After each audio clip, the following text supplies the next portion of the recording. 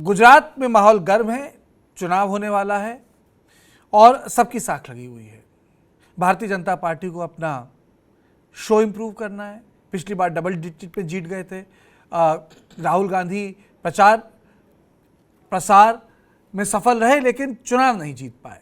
वहीं केजरीवाल के लिए भी साख है, क्योंकि केजरीवाल को डेब्यू करना है वहाँ, और कांग्रेस को देखना है कि उसका धरातल कहीं आम आदमी पार्टी खींच के ना चली जाए। ऐसा ना हो कि गुजरात, दिल्ली या पंजाब हो जाए। तो फिलहाल जब केजरीवाल गुजरात पहुंचे तो उनकी नोकझोंक हुई पुलिस वालों से। वो ऑटो में बैठ रहे थे और आपके राष्ट्रीय संयोजक केजरीवाल को अहमदाबाद में होटल से एक ऑटो के रास्ते ले जा रहे थे, लेकिन पुलिस का कहना था कि आप जा नहीं सकते, प्रोटोकॉल के खिलाफ है, आपको सुरक्षा दी जाएगी। आप वीडियो सुनिए। उस वीडियो में सुना जा रहा है कि केजरीवाल क्या कह रहे हैं। वो कह रहे हैं मुझे कैद कर लिया, मैं जनता का आदमी हूं, हमें सुरक्षा नहीं चाहिए। तो पहले आप ये केजरीवाल का वीडियो सुनिए। क्या सिक्योरिटी देंगे आप? आपके ऊपर धब्बा है। आपको शर्म आनी चाहिए कि एक मुख्यमंत्री प्रोटोकॉल अगर जनता के बीच में। आज गुजरात की जनता इसलिए दुखी है क्योंकि आपके नेता जनता में नहीं जाते हैं। हम जनता में जा रहे हैं और आप जो है जनता में जाने से रोक रहे हैं। प्रोटोकॉल है आपका गुजरात का, ये इसीलिए इस प्रोटोकॉल ने गुजरात की जनता को दुखी कर रखा है, आपके नेताओं को। आपके नेता जनता में नहीं निकलते हैं, जनता दुखी है। आपके नेताओं को कहिए थोड़ा प्रोटोकॉल तोड़ के निकले जनता के अंदर। जनता बहुत दुखी है आपके नेताओं से। हमें नहीं चाहिए आपकी सिक्योरिटी, आप ले जाइए अपनी सिक्योरिटी। हमें नहीं चाहिए, जबरदस्ती कर रहे हैं आप। आपने ऐसे कैद करके रखा हुआ है हमें। सर आपने हमें कैद कर वीआईपी सिक्योरिटी के लिए सर कम्युनिकेट हुआ है स्टेट गवर्नमेंट को। पर मेरे को नहीं चाहिए आपकी सिक्योरिटी। आप जबरदस्ती दे रहे हैं सिक्योरिटी। मुझे नहीं चाहिए आपकी सिक्योरिटी। मुझे आपकी सिक्योरिटी नहीं चाहिए। मुझे जनता में जाना है, मुझे जनता में जाना है। मुझे आपकी सिक्योरिटी नहीं चाहिए। आप अपनी सिक्योरिटी अपने मुख्यमंत्री, आप अपनी सिक्योरिटी अपने मंत्रियों को दीजिए। मैं जनता का आदमी हूँ, जनता के बीच में जाऊंगा मैं। आप अपनी सिक्योरिटी अपने पास रखिए, नहीं चाहिए। आपने तो मुझे कैद करके रखा हुआ है। आप मुझे अरेस्ट नहीं कर सकते, ये अरेस्ट है। हम सिक्योरिटी आप मुझे ऑटो में जाने के लिए आप मुझे अरेस्ट नहीं कर सकते। मैंने आपको लिख के दे दिया, मुझे आपकी सिक्योरिटी नहीं चाहिए। आप जबरदस्ती दे रहे हैं मुझे सिक्योरिटी। मैंने अभी आपको चिट्ठी लिख के दे दी कि मुझे आपकी सिक्योरिटी नहीं चाहिए। आप कह रहे हैं मैं तो दूंगा सिक्योरिटी, तो आप तो मुझे कैद कर रहे हैं। You are arresting me, you can not arrest मी।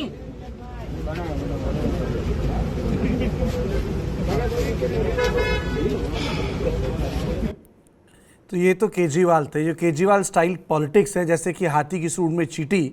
मतलब फ़र्क ये है कि जब दिल्ली में कांग्रेस पार्टी थी और इसी तरीके से उन्होंने बवाल मचा के रखा था पूरी लुटेंस दिल्ली में, पूरी दिल्ली में, और एकदम कांग्रेस जिसे कह सकते हैं बिखर गई। आज तो कांग्रेस तबाह हो गई है।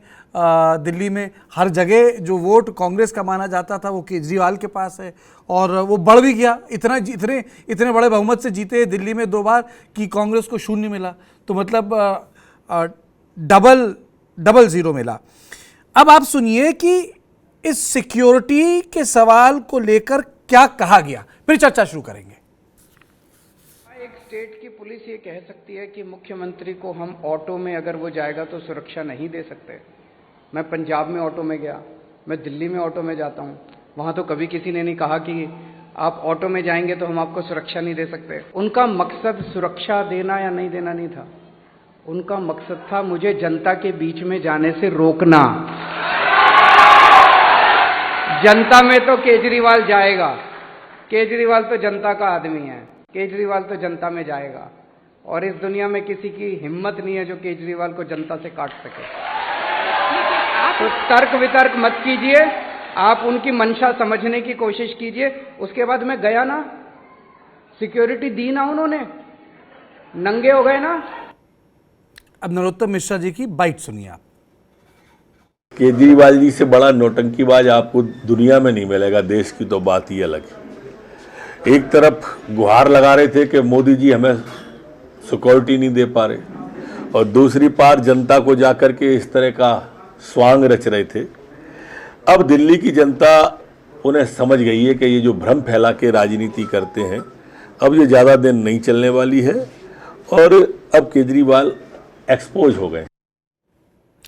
और मैं आपको बता दूं कि मेरे साथ स्टूडियो में TV9 डिजिटल के पॉलिटिकल एडिटर ब्रजेश पांडे हैं, TV9 डिजिटल के एग्जीक्यूटिव एडिटर पंकज कुमार हमारे साथ हैं, नरोत्तम मिश्रा जी हमारे साथ जुड़ गए हैं, हमारे साथ नवल जी हैं, हमारे साथ हमारे सहयोगी यूसुफ अंसारी हैं। आप सब लोगों को बहुत बहुत शुक्रिया।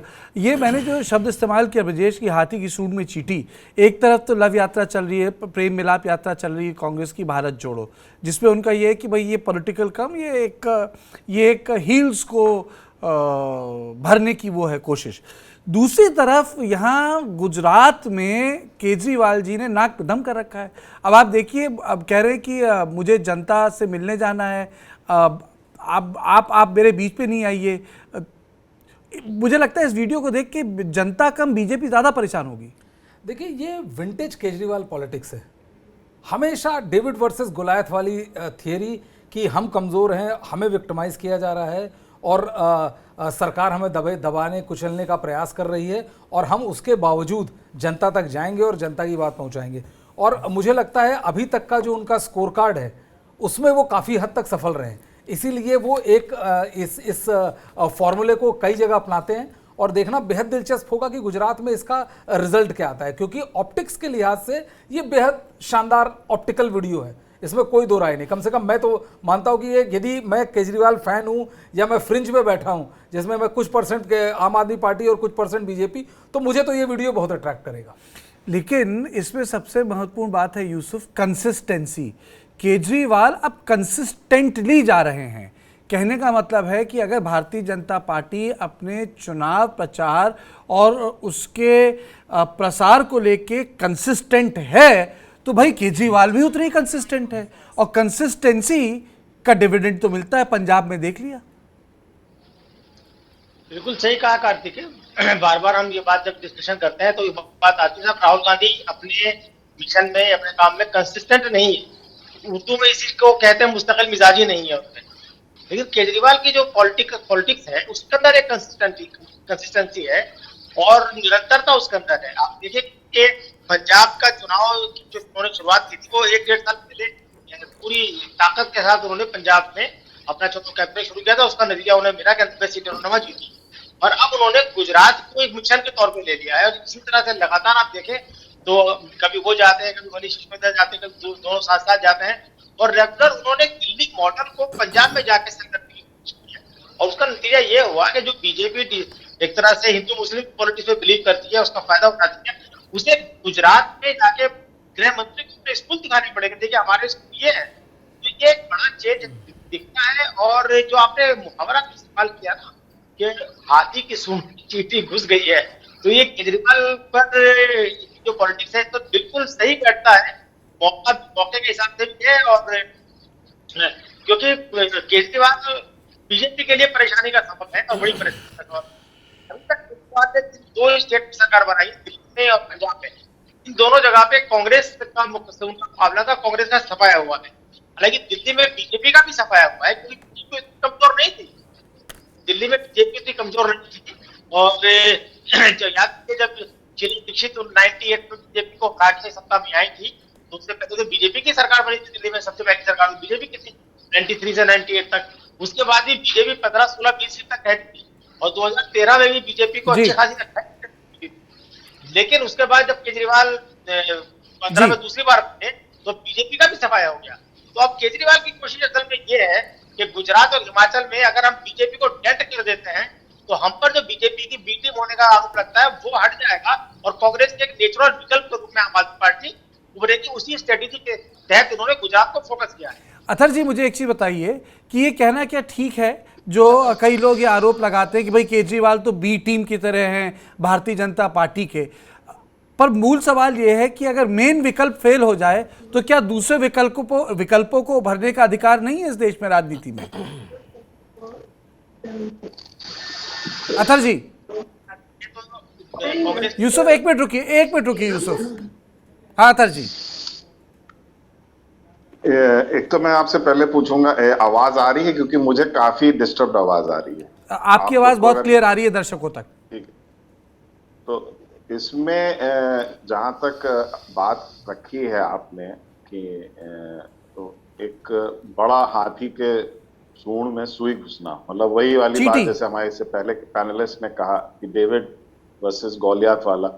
तो अरविंद केजरीवाल जी ने जो भी अपनी पॉलिटिक्स की है उसके पीछे कोई बैंडवैगन नहीं, मतलब जो कहा जाता है उसके पीछे सिर्फ ये है कि वो एक आंदोलन से निकले हैं और उनके कुछ मूल विषय रहे हैं उन आंदोलन के, उसको वो एड्रेस करते हैं। अभी तक कोई बड़ा उनके ऊपर दाग नहीं है, तो जो उसको बहुत बड़ा फायदा मिल रहा है ना। उनके पास एक जो बीजेपी का जो नैरेटिव है, डिस्कोर्स है, जो उसके बीजेपी विरोधी कहते हैं, या कांग्रेस का जो परिवारवाद का, ऐसा कोई उनके साथ वो नहीं है। तो गुजरात क्योंकि एक बड़े अरसे से भारतीय जनता पार्टी द्वारा एक शासित राज्य है, उससे पहले वहां सिर्फ कांग्रेस था, बीच में वो एक चिमन भाई पटेल का दौर रहा है, तो हो सकता है कि उनको ये लग रहा हो कि एक बड़ी मेजर स्पेस है उनकी राजनीति की, जिसमें डेवलपमेंट का जो एक बड़ा मुद्दा है इस वक्त हिंदुस्तान में, वो है ऐसी तालीम, ऐसी एजुकेशन जो रोजगार से कनेक्ट हो। तो उस पे केजरीवाल जी ने जो एक दिल्ली मॉडल ऑफ एजुकेशन दिया है, वो अपना, मैं नहीं कहता ए और बी टीम की लड़ाई लड़ रहे हैं, वो अगर उसी इशू पे फोकस करेंगे तो गुजरात में उनको वो स्पेस मिल सकती है। और उनका जो भी विजुअल नहीं अतर जी, अतर जी आपने बोला कि मॉडल ऑफ एजुकेशन और गवर्नेंस है, मैं बोलूंगा नवलकांत जी, आवाज आ रही मेरी? फिर से आप हल्के से सुनाई पड़ रही है। केजरीवाल मॉडल ऑफ गवर्नेंस या Kejriwal model of school education तो एक तरफ, इस देश में केजरीवाल मॉडल ऑफ पॉलिटिक्स भी है। सेकंड लाइन नहीं आई। अतर जी, ये सवाल मैं नवलकांत जी से पूछ रहा हूँ, केजरीवाल मॉडल ऑफ पॉलिटिक्स भी, आपको लगता है केजरीवाल मॉडल ऑफ पॉलिटिक्स जो गुरिल्ला पॉलिटिक्स है गुजरात में सक्सेसफुल हो सकता है? देखिए, मैं उसको कई तरह से देख रहा हूँ। एक तो जो केजरीवाल की जो पॉलिटिक्स है, जाहिर सी बात है उन्होंने दिल्ली में एक बहुत बड़ी जीत कई बार दर्ज की, और जिस तरह से वो पंजाब में आए हैं और जिस तरह से गुजरात पहुंचे, गुजरात में जिस तरह से विजुअल है जो कि लोगों को बहुत आकर्षित करते हैं। देखिए, मैं गुजरात में 3 तरह के वोटर देख रहा हूं। एक तो वो वोटर जो कि बीजेपी से जुड़े हुए, बीजेपी को वोट देंगे और देते चले आए हैं। एक वो वोटर है जो बीजेपी के खिलाफ वोट करते रहे और लंबे समय से करते रहे हैं। और तीसरे वो वोटर जिनको पिछले चुनाव में भी लग रहा था कि बीजेपी को ना वोट दें और फिर नरेंद्र मोदी का चेहरा देख के उन्होंने वोट दिया था। तो हो सकता है कि एक बहुत बड़ा वोट बैंक जिसको बीजेपी के इतने लंबे शासन से निराशा हो रही हो, और दूसरी तरफ कांग्रेस से बहुत उम्मीद न जग रही हो, तो एक उम्मीद की तरह उनको केजरीवाल निश्चित रूप से नजर आएंगे। और मुझको लगता है कि आज की डेट में गुजरात में जो केजरीवाल का कैंपेन चल रहा है, कहीं ना कहीं बीजेपी को भी भारा होगा, क्योंकि बीजेपी को लग रहा होगा कि अगर केजरीवाल वहां पे हिट करते हैं, कांग्रेस का एक ठीक ठाक मजबूत संगठन है वहां पे, अगर उनके बीच में वोटों का बंटवारा होता है तो बीजेपी एक बार फिर सरकार बना सकती है। लेकिन निश्चित रूप से केजरीवाल ने लोगों के अंदर उम्मीद जगाई है, आशाएं जगाई हैं, और एक ऐसा चेहरा जो दिल्ली जैसे छोटे राज्य से उभर के अब पूरे देश में पहचाना जाता है। पंकज, एक चीज बताइए, वैसे केजरीवाल की पार्टी ने इतना बड़ा तो कोई अभी मेरे ख्याल से डेब्यू करने की कैपेसिटी नहीं है, लेकिन क्या ये हो सकता है कि इनके इस तरह आक्रामक तरीके से चुनाव लड़ने से बीजेपी को फायदा और कांग्रेस को नुकसान हो जाए भयंकर तरीके से गुजरात में? देखिए, मुझे तो लगता है कि इनकी स्ट्रैटेजी यही है। अच्छा, क्योंकि क्यों? वो ऐसा इसलिए क्योंकि कांग्रेस के कोई बड़े नेता गुजरात में उस तरीके से कैंपेन करते हुए दिखाई नहीं पड़ रहे। हार्दिक पटेल ने कांग्रेस छोड़ दिया है। ऐसे कई जो वहां के लोकल नेता हैं जो अपनी मजबूत पकड़ रखते थे, उन्होंने पार्टी से किनारा कर लिया। अब केजरीवाल की पूरी पॉलिटिक्स देखें, पंजाब में उन्होंने इस जो कांग्रेस के अंदर नूरा कुश्ती चल रही थी उसका उन्होंने भरपूर फायदा उठाया, क्योंकि पंजाब में बीजेपी की स्थिति अच्छी नहीं थी और कांग्रेस के अंदर लड़ाई थी, तो उन्होंने इसका फायदा उठाया। और पिछले चुनाव से ही पता चल गया था कि किस तरीके से आम आदमी पार्टी का फोकस पंजाब पे। अब आप देख लीजिए, गुजरात पहुंच रहे हैं, इन्हें अच्छे तरीके से पता है कि बीजेपी को सीधा टक्कर ये नहीं दे सकते वहां पर, अभी ये इतने मजबूत स्थिति में नहीं है। लेकिन अगर कांग्रेस से ऊपर ये चले जाते हैं तो इनकी स्थिति बहुत मजबूत होगी। मतलब ये कहा जा सकेगा कि मोदी के सामने कौन, अरविंद केजरीवाल। और यही टैक्टिस ये हिमाचल में भी इस्तेमाल करने वाले हैं। मैं आपको बताऊंगा, कल जो इनकी प्रवक्ता है उन्होंने कल से ये आवाज उठाना शुरू कर दिया, क्योंकि सी वोटर ने एक सर्वे किया, उसमें लोगों से पूछा गया, मुझे सैंपल साइज का पता नहीं है, लेकिन 63% लोगों ने कह दिया है कि मोदी को टक्कर कौन देगा, तो अरविंद केजरीवाल। अब आम आदमी पार्टी के नेता पहले से ही बोल रहे हैं कि मोदी के सामने कौन, अरविंद केजरीवाल। और Arvind Kejriwal brand of politics है। याद करिए, पोल पे चढ़ के वो अंबानी का तार काटते थे, ये कहते थे ये अंबानी की बिजली है, इसको काट रहे हैं, जीतते ही सब कुछ ठीक हो गया। अब आप देखिए, आज कांग्रेस पार्टी ने एक प्रेस कॉन्फ्रेंस करके बड़ा अच्छा पूछा है, शीला जी के समय एडवर्टाइजमेंट का खर्चा 11 करोड़ था, इसीलिए उन्होंने कहा है आप मतलब आम एडवर्टाइजर पार्टी। और ये 2015 में 80-81 करोड़ हो गया, 17 में पता नहीं 200 करोड़ हो गया, अभी 400 करोड़ के आसपास हो गया। ये कांग्रेस इस तरह तरीके का एलिगेशन लगा रही है। जो बेस्ट एजुकेशन मॉडल कहते हैं 12th में रिजल्ट 90% था, इनके समय में 81% आ गया। कांग्रेस इस तरीके का आरोप अपने एक ड्राइंग रूम में बैठ करके जो लगा ले, लेकिन वहां की गलियों में, सड़कों पर उतरती हुई कांग्रेस दिखाई नहीं पड़ रही। और आम आदमी पार्टी धड़ल्ले से यह मैसेज दे रही है कि बीजेपी को काउंटर करने का मादा आम आदमी पार्टी में ही है, और उसका जो ब्रांड है, उसका जो पॉलिटिकल स्टाइल है, उसमें वो पूरे तरीके से सफल होती दिखाई पड़ रही है। और इसीलिए देश में चर्चा केजरीवाल का खूब जोर शोर से हो भी रहा है। आप कह रहे हैं कि चर्चा हो रही है, केजरीवाल बहुत जोर शोर से आगे हो गए, लेकिन गुजरात दिल्ली नहीं है और गुजरात पंजाब भी नहीं है। गुजरात की पॉलिटिक्स आइडियोलॉजिकली बहुत ज़्यादा डिवाइडेड है और पिछले 20 साल में हो गया। आपको लगता है जगह बना पाएंगे? देखिए, ये आपने बहुत ठीक, मैंने जाति शब्द इस्तेमाल नहीं किया, जाति आपने नहीं कहा, लेकिन गुजरात को कहते हैं कि हिंदू लेबोरेटरी है। हाँ। आप इनका देख लीजिए, बिल्किस बानो पे इनका क्या स्टेटमेंट है, क्या स्टैंड है, क्या कुछ बोला है इन्होंने? बिल्कुल नहीं बोला है, ये चुप हैं। ये राजनीति को बहुत, ऐसे भी जो इनके क्रिटिक्स भी हैं, जो जिनको पार्टी से इन्होंने निकाल दिया धक्के मार के, वो भी मानते थे कि पॉलिटिकल अंडरस्टैंडिंग इनकी बहुत तगड़ी है। वैसा कोई इशू टच नहीं करेंगे जिसको लेकर के बीजेपी कांग्रेस के खिलाफ मुखर रही है। ये कहेंगे मैं तो आम आदमी हूं जी, बिजली की बात करूंगा, शिक्षा की बात करूंगा, इसकी बात करूंगा। और जो आम लोग जो इन चीजों से रोजमर्रा की जिंदगी में निपटते हैं, उनको एड्रेस करने का ये काम कर रहे हैं। और इसीलिए देख रहे हैं ये ऑटो पे चलते हुए नजर आ रहे हैं। दिल्ली में आपने देखा इनको ऑटो पे चलते हुए।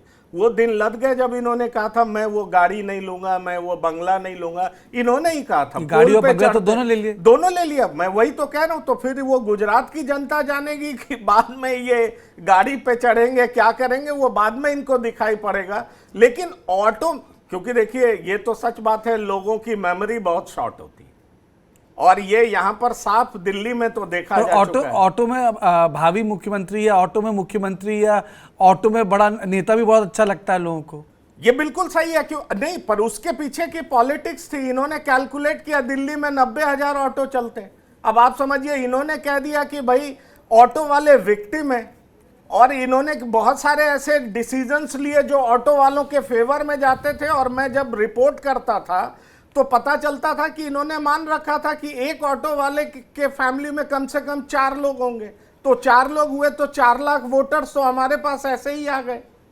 और ऑटो पे बैठ के राजनीति करने का मतलब है कि आम आदमी से कैसे कनेक्ट किया जा सकता है, इसका ये बेहतरीन नमूना मानते हैं और इसको अपनी राजनीति में ये इंप्लीमेंट करते हैं। सुनील जी, अब आप क्या बोलेंगे? अगर केजरीवाल ऑटो पे हैं तो राहुल गांधी तो सड़क पे चल रहे हैं, वो पैदल चल रहे हैं, वो चप्पल चटका रहे हैं, तो इसमें ऑटो भारी पड़ेगा? बर्बरी की टी शर्ट पहन या चप्पलें? सुनील जी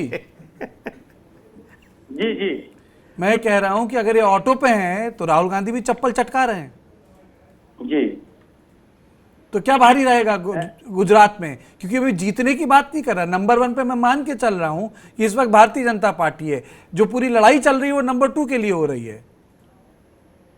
धन्यवाद कार्तिकेय जी। जो गुजरात की लड़ाई है वो लड़ाई कांग्रेस और बीजेपी में ही है, और जो आम आदमी पार्टी का प्रादुर्भाव हो रहा है गुजरात में, देखिए, अहमदाबाद, गांधीनगर, जामनगर, सूरत और एक और 5 इनके जो नगर निगम हैं, उन जगहों पर जहां पे भारतीय जनता पार्टी की स्थिति मजबूत है, वहीं आम आदमी पार्टी भी अपने आप को मजबूत कर रही है। आप जो साउथ गुजरात है, आदिवासियों का इलाका है और ग्रामीण इलाके हैं, उन इलाकों में आम आदमी पार्टी की कोई पैठ नहीं है। और ये जितने भी ड्रामे होते हैं, ये स्कूटर पे चलने वाले और साइकिल पे चलने वाले, ये शहरी मतदाताओं को भले प्रभावित कर लें, जहां ग्रामीण मतदाताओं की स्थिति है। आप देखिए, गुजरात का जो संकट है, ग्रामीण इलाकों में जो संकट है, जो किसानों के मुद्दे हैं, युवाओं के रोजगार के मुद्दे हैं, ये लोकतांत्रिक मूल्यों का हनन है, अल्पसंख्यकों का मुद्दा है, इस पे आम आदमी पार्टी एकदम वही भाषा बोलती है जो भारतीय जनता पार्टी बोलती है। मेरा अपना ये मानना है कि आम आदमी पार्टी और भारतीय जनता पार्टी क्या वैचारिक पृष्ठभूमि जो है वह एक है, और इसीलिए यह गुजरात में यह सत्तारूढ़ दल द्वारा प्रायोजित दल है, इस बात को दिखाने के लिए कि जो एंटी इनकम्बेंसी वोट अगर वो बढ़ता है, वो बटे और कांग्रेस और आम आदमी पार्टी के बीच में बटे। और आप देख लीजिएगा, ये जहां जहां घूम रहे हैं, इनको जो सबसे बड़ी सफलता मिली कार्तिकेय जी, वो मिली सूरत में। सूरत महानगर है, लेकिन बगल का जिला है भरूच, उसके बगल का जिला है नवसारी, उसके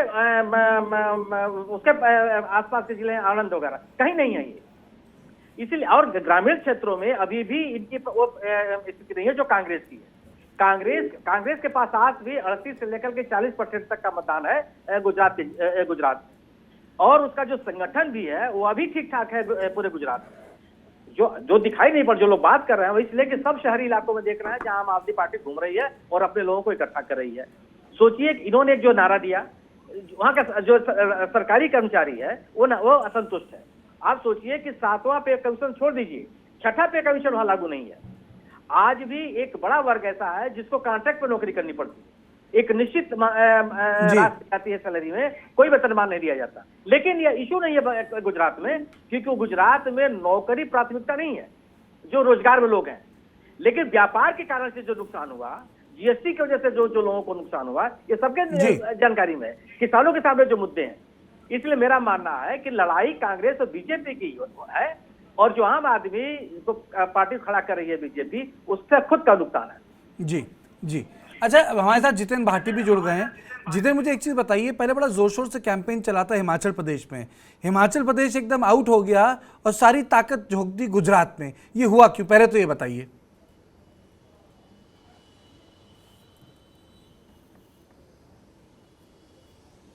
देखिए कार्तिक, देखने वाली बात यह है कि ये वाकई में सच है कि गुजरात में अरविंद केजरीवाल खुद ज़्यादा फोकस कर रहे हैं, तो वहीं जो उनके डिप्यूटी हैं मनीष सिसोदिया, उनको और भगवंत मान को कमान दी गई है हिमाचल की, हिमाचल में जाएं। इवन जितनी भी बात की गारंटियां हैं, भले ही पहली बार केजरीवाल गए थे, वो खुद जो है उन्होंने खुद ना घोषणा करके उसकी घोषणा करवाई है मनीष सिसोदिया से, और साथ ही साथ अगर बात करें तो भगवंत मान से, क्योंकि पड़ोसी राज्य है हिमाचल और पंजाब का, तो उनसे कराई। लेकिन अरविंद केजरीवाल पूरी तरीके से जो फोकस कर रहे हैं वो गुजरात पे कर रहे हैं। देखिए, अब आगे और मौका दिलचस्प हो सकता है, क्योंकि एमसीडी के जो चुनाव हैं वो भी उम्मीद लगाई जा रही है कि नवंबर दिसंबर के आसपास होंगे। तो ऐसे में आम आदमी पार्टी को और ये सोचना होगा, क्योंकि बड़े जो चेहरे हैं आम आदमी पार्टी में वो गिने चुने हैं। सबसे बड़ी बात है, शीर्ष के तो खुद अरविंद केजरीवाल हैं। अब वो पूरा ध्यान जो है आगे जाके गुजरात में देंगे या दिल्ली नगर निगम में देंगे, ये देखने वाली बात होगी। लेकिन हाँ, ये बात जरूर है कि आम आदमी पार्टी अभी जो पूरा फोकस है वो गुजरात पर कर रही है, और कहीं ना कहीं इससे मुझे लगता है कि भाजपा को भी एक फायदा दिखता है, क्योंकि अगर 2017 का चुनाव देखें तो वहां पर कांग्रेस ने अच्छा प्रदर्शन किया था, 77 सीटें ले आई थी। और अगर अब लड़ाई को जो है भाजपा बनाम आम आदमी पार्टी अगर बनती है, तो कहीं ना कहीं वोट जो स्प्लिट होगा उससे फायदा मुझे जो लगता है वो बीजेपी को हो सकता है। तो ऐसे में अरविंद केजरीवाल भी पूरा अपनी जो जान जोखिम कह सकते हैं, या पूरा जोर जो है वो गुजरात में लगा रहे हैं। अब बात जो ऑटो की राजनीति की आई थी, तो आपको याद होगा कि इस पार्टी के उदय से लेकर ही ऑटो वालों के साथ में एक आम आदमी पार्टी का कनेक्ट रहा है। चाहे हम दिल्ली की बात करें, उसके बाद पंजाब में हमने देखा, तो वही जो है अब गुजरात में भी देखने को मिला, और वहां पर भी ऑटो की राजनीति है वो की जा रही है, क्योंकि आम आदमी के पार्टी का जो इजीली कनेक्ट हम कह सकते हैं वो होता है किससे, मध्यवर्गीय परिवार और शहरी क्षेत्रों से। तो ऐसे में वही तरीका जो है, वही जो पैटर्न है वो कहीं ना कहीं गुजरात में भी फॉलो किया जा रहा है। कार्तिकेय, जितने मुद्दे कौन से उठा रहे हैं केजरीवाल? पिछली बार कांग्रेस ने बिजनेस से रिलेटेड सारे मुद्दे उठाए थे पूरी गुजरात कैंपेन में। कोई भी ऐसा विषय नहीं उठाया था जिस पे कंट्रोवर्सी हो जाए धर्म के नाम पर। इस बार एक केजरीवाल आपके हिसाब से कौन से मुद्दे उठा रहे हैं?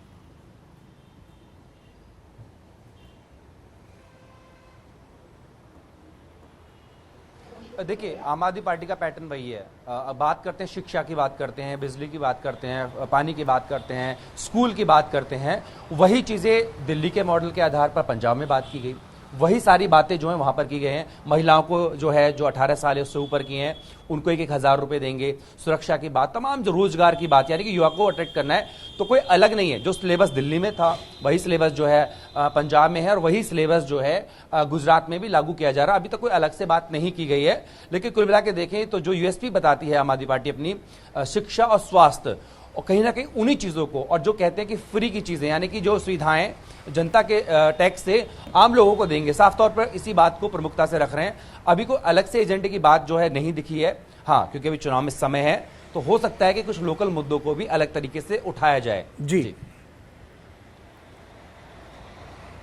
ब्रजेश, आपको लगता है कि गुजरात टेस्ट केस होगा फ्रीबी पॉलिटिक्स का, जिस पर लेके प्रधानमंत्री लगातार बोल रहे हैं? क्योंकि गुजरात में जो भी कैंपेन हो रही है आम आदमी पार्टी की, फ्रीबी राजनीति के अड़ोस पड़ोस चल रही है। देखिए, फ्रीबी राजनीति, बहुत ईमानदारी से बोलूं तो ऐसी कोई पॉलिटिकल पार्टी नहीं है जो फ्रीबी दे नहीं रही। आप एक दिन उठें और कोई स्टैंड ले लें तो एक अलहदा मसला है, लेकिन पार्टी की तरफ से, हर पॉलिटिकल पार्टी की तरफ से फ्रीबीज दिया जाता है। हर पॉलिटिकल पार्टी इंकरेज करती है। ये डिपेंड करता है कि आपके टाइम पे यदि आपको बहुत सफलता मिली और कोई और उसी तरह की सफलता ले रही हो तो आप फिर अपने आप को रिकैलिब्रेट करते हैं। इसके अलावा कुछ नहीं है। आपको याद होगा बिहार का बहुत फेमस की रैली थी कि कितने बिहार की जनता को चाहिए, 50,000 करोड़, 1 लाख करोड़, 70,000 करोड़। तो फ्रीबी हर कोई देता है, पोस्टरिंग चाहे कोई कुछ भी कर ले। अरविंद केजरीवाल, मुझे लगता है कि अरविंद केजरीवाल के लिए गुजरात इसलिए भी महत्वपूर्ण है कि अरविंद केजरीवाल चाहते हैं कि यदि यहाँ पर वो कुछ भी सीट जीतने में सफल होते हैं तो वो एक ऐसा परसेप्शन क्रिएट करना चाहेंगे कि उसमें उन्होंने बीजेपी को सीधे टेक ऑन किया और बीजेपी को बीजेपी के गढ़ में चुनौती दी। मैं सुनील जी से पूरी तरह से अग्री करता हूं कि अभी हम कांग्रेस को बड़ी जल्दी राइट ऑफ कर दे रहे हैं, क्योंकि गुजरात में कांग्रेस का एक ठीक ठाक परसेंटेज ऑफ वोट है। रूरल गुजरात में कांग्रेस की अच्छी खासी पैठ है। पिछली बार आपने देखा होगा 2017 में जिस तरह से कांग्रेस ने यूनाइटेड चुनाव लड़ा, खैर उस टाइम पे वो पटेल का मसला भी बड़ा जबरदस्त था, लेकिन बीजेपी 2 अंकों में सिमट के रह गई, 99 सीट पाई और 100 नहीं पहुंच पाई।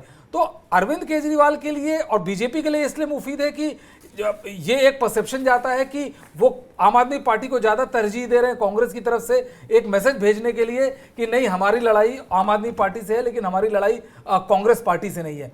माना ये जा रहा है कि अरविंद केजरीवाल आप कांग्रेस पार्टी के वोटों को काटेंगे, लेकिन देखना बेहद दिलचस्प होगा कि वास्तव में ऐसा होता है। अब वोट को काटेंगे नहीं काटेंगे, लेकिन अरविंद केजरीवाल ने माहौल पूरा बना रखा है। और आज जो पॉलिटिक्स में हो रहा है देश की, हर आदमी अब माहौल बना रहा है run up to the Lok Sabha चुनाव। राहुल गांधी केरल में कोशिश कर रहे हैं, प्रधानमंत्री ने कर्तव्य पथ पे माहौल बनाने की कोशिश की, केजरीवाल गुजरात में माहौल बना रहे हैं, नीतीश कुमार अपना माहौल दिल्ली में बना रहे हैं। तो माहौल बनाने की पूरी कोशिश की जा रही है।